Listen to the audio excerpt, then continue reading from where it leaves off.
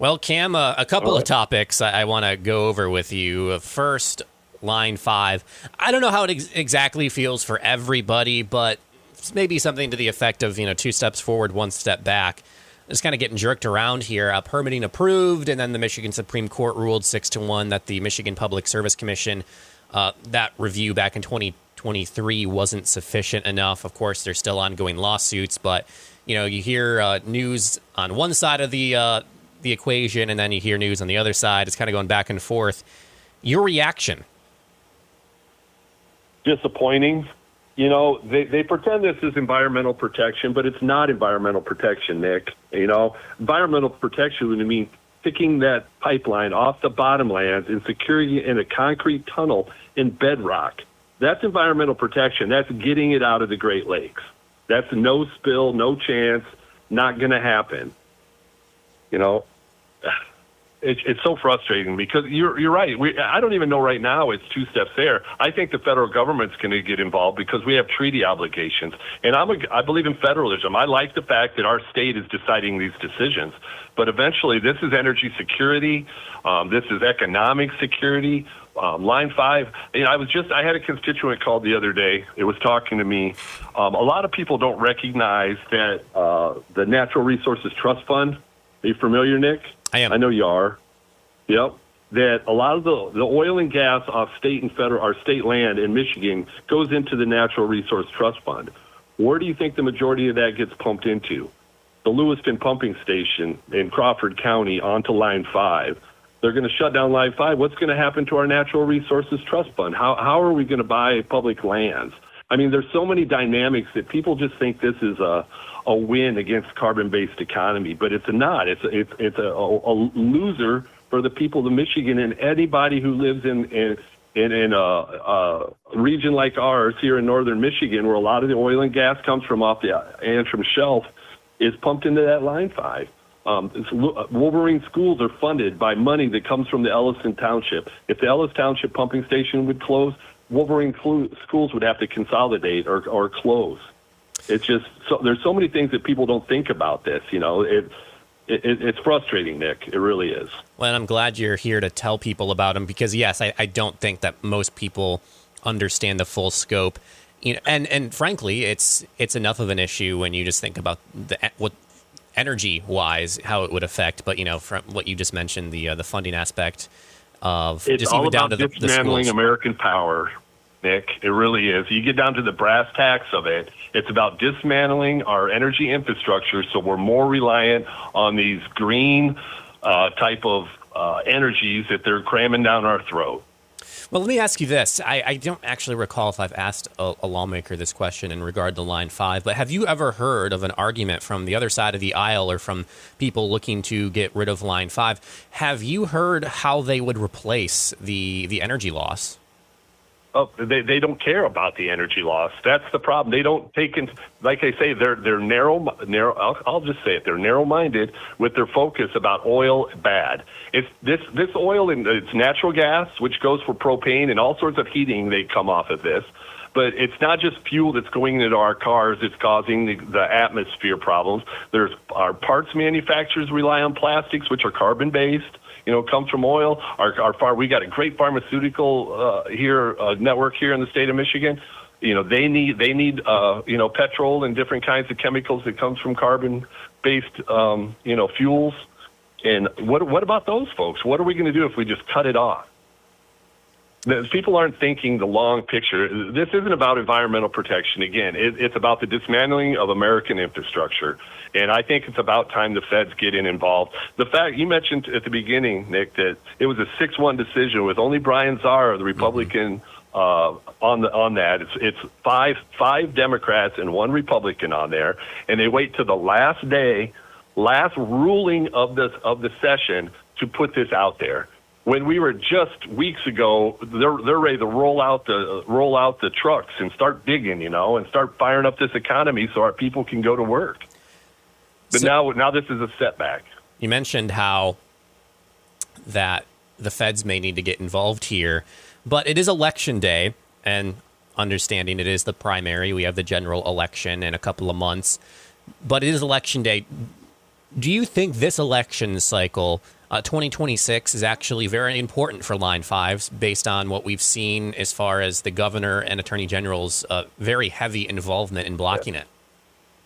Yeah, very, very heavily. What they've done is they've fundraised off of it. They know darn well, a lot of, if I could get your folks to educate themselves on the Mackinac Straits Corridor Authority, the state actually has a state agency or a state, I'm not sure the term of it. Just like the Mackinac Bridge Authority, there's also the Mackinac Straits Corridor Authority, which oversees the construction, the administration, and the ownership of the Mackinac Straits Tunnel.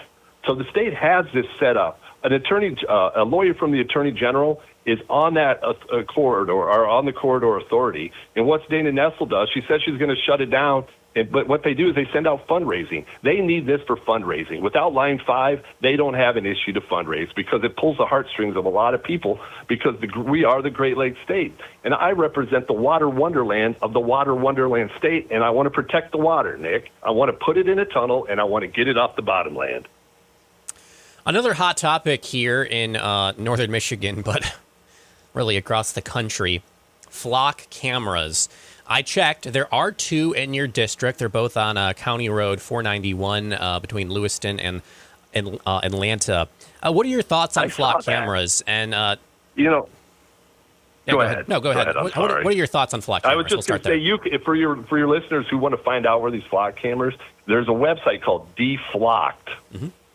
And deflock.org, I believe it is, or deflock, deflock.org, DEFLOCK.org. That will show you where these cameras are around the United States and here in Michigan. I don't know if that's the website you use to find out where they're located at. Yep. But it's a good resource. It's really easy to navigate. It will you click on that, it will come right up. But, certainly not. How do I put it? I'm glad there's only 2 in my district. I know that the sheriff in Alpena County, Eric Smith, who's a newer sheriff and is just doing a great job there, had gotten some grant money to put flock cameras in, and the county board of commissioners said, no way, we're not going to put flock cameras in. So on one side, I want to give our law enforcement the tools that they need to help keep us safe, but a bigger side is I want to protect all civil liberties, American civil liberties, and that's it right now. That's where we're at. How do we protect those liberties? Now, I know there's a couple pieces of legislation, one in the Senate with Senator Jim Runstead, and one in the House with Representative Doug Wozniak from down in Macomb County. And both of them are trying to rein in what they call LPRs, automatic license plate readers. Flock is the name of a company like Kleenex. It's kind of a generic term used for these, but the LPRs, they have about 20 to 30% of the market, I'm told, is our Flock brand cameras. But they seem to be the ones that are giving out the grants. And another thing that makes me nervous is when I was drain commissioner, I'd go into the county building a lot here in Sheboygan County. And all these clerks, there was all these brand new voting machines that all the county clerks got in the townships. We got money, grants. Remember Zuckerbucks? Mm-hmm. We got Zuckerbucks, and everybody was so happy because we were working on antiquated equipment. We could get these new machines, and everybody was super happy about it. And then what did we find out? That maybe they were put there for nefarious reasons. I'm really amazed at how we don't have enough money to fix the roads, but all of a sudden there's camera. Everybody's got money to get these cameras to monitor us. That's frustrating. Yeah, in fact, just on the show yesterday, I played an audio clip. Thomas Massey is introducing legislation to block local units of government from using federal grant money to spend on obtaining flock camera contracts, and because I do believe that that's where vast majority. I mean, you even just mentioned over in Alpena County, they got grant money. I think most of it is coming from federal dollars, which I don't know if it makes it more alarming, but it's certainly more interesting when you see where the money's coming from the federal government primarily, and they're not using local tax dollars either. Yes, well said. Exactly. A couple other things. No, go ahead. Go ahead, sir. No, go ahead. Well, I was gonna ask you about a different topic. If you have more on flock cameras, I'd love to hear about it. Well, I was just going to talk a little bit. I know Runstead's and Wozniak's bills, the Republican bills, and even Jimmy Wilson has a bill, the Democrat. So there's 5492 and 5493 are both bills for your listeners out there if they want to take a look at those. And they put a 2-week window. Even law enforcement says some of this information grows stale for their majority of their purposes. You know, if they're trying to find a missing person or there's been a crime committed, they usually need just like within a week or 10 days or 2 weeks back in order to search. It would be something drastic like a murder investigation or something where you're looking to find, long term. Maybe this person drove through here a month ago or 2 months ago or something like that. So that's where the opposition, the length that they save this data is one of the things that we're probably going to see come out of FLOC legislation to try and regulate the law enforcement agencies. Right now, Michigan does not have any uniform regulation. You know, each law enforcement agency has its own set of regulations and how to investigate and use it. So there needs to be some sort of commonality brought into it and protection for the general public. Okay, I'll shut up, Nick. Go ahead. No, you're good. No, I love to hear these long, drawn out, interviews. This whole point of Talk the North, as you know, Cam. But another thing, this is really hyper local for your district. The Roberts Lake Dam has started to be drawn down. The dam's going to be replaced with a bottomless box culvert. A lot of your constituents are unhappy. What are your thoughts? Well, I'm not happy either. No, I don't think anybody's happy about the drawdown at Roberts Lake, but. Well, people, I shouldn't say they need to understand this, but the DNR has 200 dams that they're doing this to around the state of Michigan. And the big problem is there's not conversation about it. People aren't discovering that these recreational impoundments are being dismantled. You know, the DNR is not going and telling people they're doing this. Well, they are, but people aren't coming to those meetings. They're finding out about it at the end. And I share that with the Robert Lakes community. As you know, I was former drain commissioner in Sheboygan County, and there was several impoundments drawn down in the state on state land that the DNR did. There was a big one over on Silver Creek flooding, and nobody showed up to the meetings or anything. Nobody participated. And they drained it. Well, people got word towards the end of Roberts Lake. Being dismantled, but the state had already been through all these steps. They had contracts in place and money down, and it's just, I think we were too far at the end, but I don't know. They're gaining a lot of momentum, so they might be able to do something there. You know, I'm probably on the wrong side of this, Nick, to be honest with you. I want to protect the lake, but, I want to support the people down there, and that's what they want. And I know you covered our successes out there at in the Pigeon River Forest there at Cornwell flooding. Yeah. I do remember that story. And so everybody wants that kind of win. Yep. And I hope I'm supportive, and I've done whatever they've asked me to do. I've contacted the DNR. We've been in touch with Eagle. Eagle has the permits now to dismantle. But it's owned by the DNR.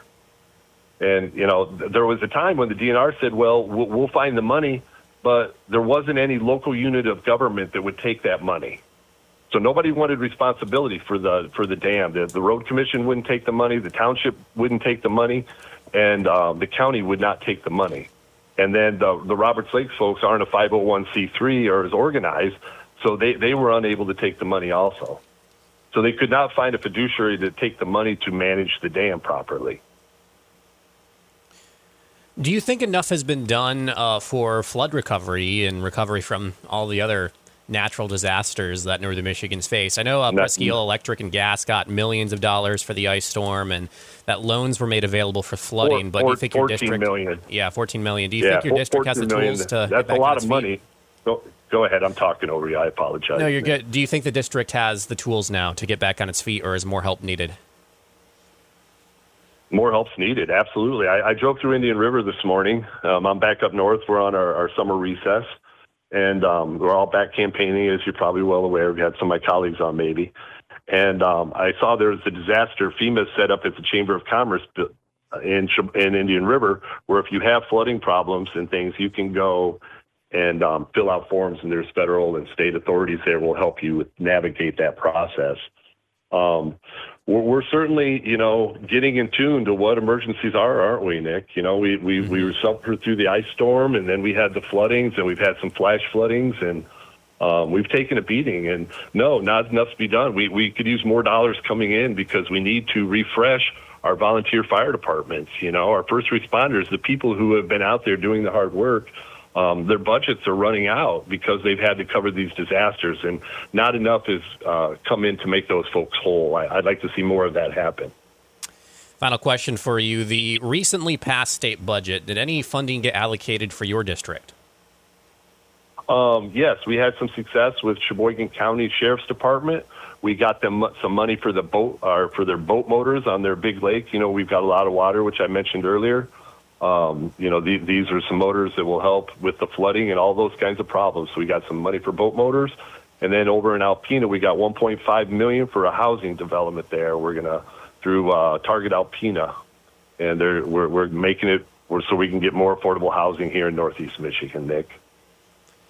We are speaking with State Representative Cam Cavitt. Cam, thanks as always for the time. Appreciate it. All right. Appreciate it, Nick.